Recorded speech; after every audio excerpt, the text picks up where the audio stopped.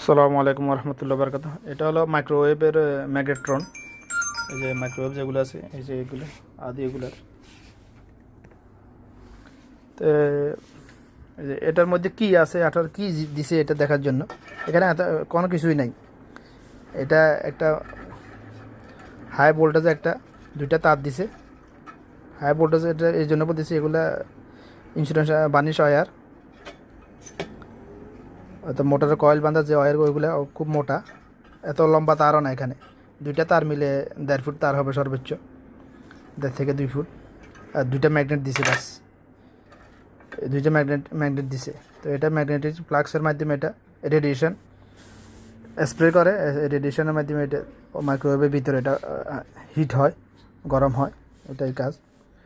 কিন্তু বিষয় হলো মানে এই সামান্য এই দুইটা ম্যাগনেট আর এইগুলো দিয়ে এত টাকা নিয়ে যাইতেছে, এটার অনেক দাম অনেক বেশি। এই জন্য ভিডিওটা করা।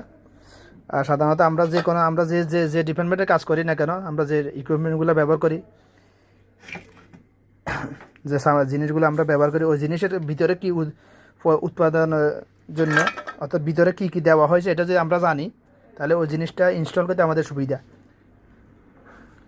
অর্থাৎ যে কোনো জিনিস, ইলেকট্রনিক্স যে কোনো জিনিসের ভিতরে কী দেওয়া হয়েছে ওটা যদি আমরা জানতে পারি, জানার জন্য কি ভাঙতে হবে জিনিস, জানলে ওই জিনিসটা ইনস্টল করতে আমাদের সুবিধা কম্পিটিশন থাকে না আর সাধারণত। এই যে এই তথ্যটা সকল টেকনিশিয়ানের কাছে পৌঁছানোর জন্য আমার আসলে ভিডিওটা করার মূল উদ্দেশ্য। জানার চেষ্টা করতে হবে সবসময়, আমাদেরকে জানার চেষ্টা করতে হবে সবসময়।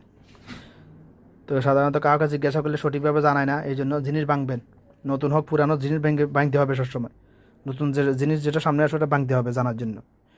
জানার জন্য কিউরিসি থাকতে হবে সবসময়, আগ্রহ থাকতে হবে সবসময়।